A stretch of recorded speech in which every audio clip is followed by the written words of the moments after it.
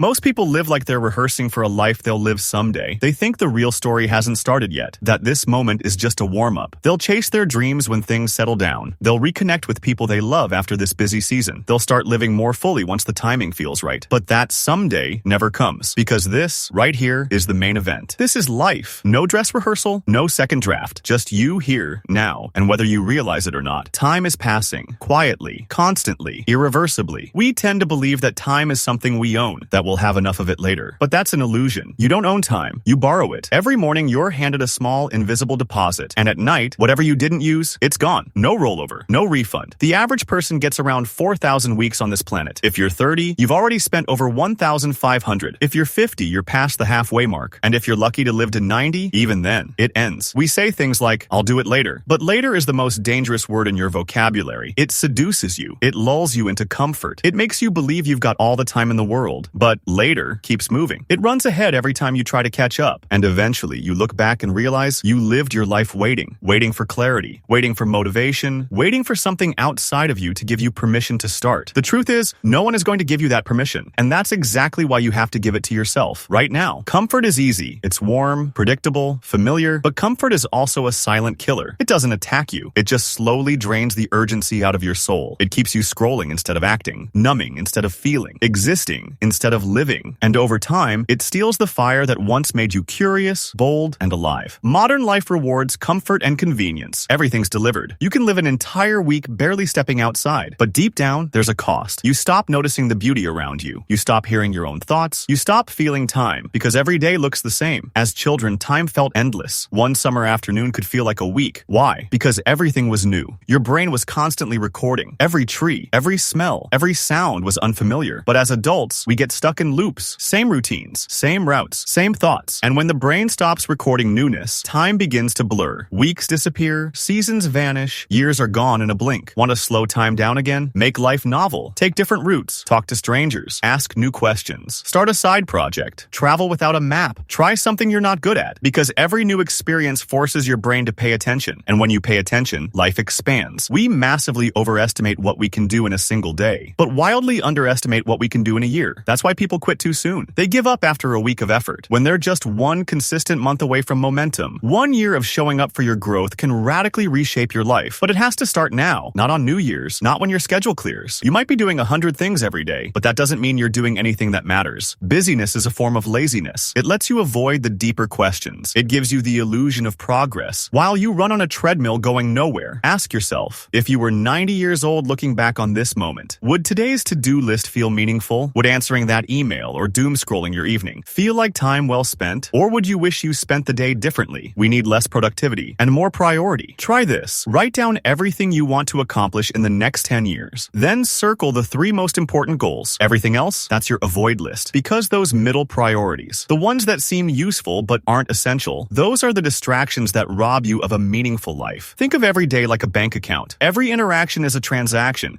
You're either making deposits into your relationships or withdrawals. A quick check-in with a friend? Deposit. Being fully present with your partner? Deposit. Flaking on plans or only reaching out when you need something? Withdrawal. And just like in real banking, you can't keep withdrawing without going bankrupt. The strongest relationships don't rely on grand gestures. They're built in micro moments. Moments of shared struggle, moments of inside jokes, moments of unexpected honesty. And these moments can't be batched or scheduled. They come when you're truly present. So be there, not just physically, emotionally, energetically, because when life hits hard, it's not your status or resume that holds you together. It's the people you invested in when things were still quiet. Let's talk about career and meaning. Your best opportunities will never show up in your comfort zone. They live in the adjacent possible, the space between what you know and what you're curious about. Growth doesn't happen by doing what you've mastered. It happens by taking small, smart steps into what you don't. Too many people optimize for money in their 20s and 30s and end up trapped by that money in their 40s and 50s. They buy status. They buy things they don't have time to enjoy, and they trade freedom for a lifestyle they're now afraid to lose. Instead, optimize for learning. Every new skill you gain, every person you meet, every challenge you overcome, it's a lottery ticket for the future. The more tickets you have, the more chances you have to win. Careers today aren't ladders. They're jungle gyms. You might move sideways, or diagonally, or take a step back to leap forward. The path isn't linear, it's layered, and every step teaches you something new about what you value, what you hate, what lights you up, and what you'll never do again. Health isn't just about living longer. It's about showing up fully for the life you have. Energy beats time. time, because 8 energized hours are more powerful than 12 exhausted ones. Protect your sleep, protect your movement, protect your inner peace. Without them, you're just surviving. And survival is not the same as living. You don't need a gym membership to feel alive. You need to move your body, stretch, breathe deeply, get sunlight, put your phone down, and walk without a destination. Physical motion creates mental clarity. When you're stuck, move. The solution often arrives once the body is in motion. Here's a powerful principle. You remember what you teach. If you want to learn faster, teach what you just learned to someone else. You'll uncover the gaps in your understanding, and it'll stick longer. And don't chase being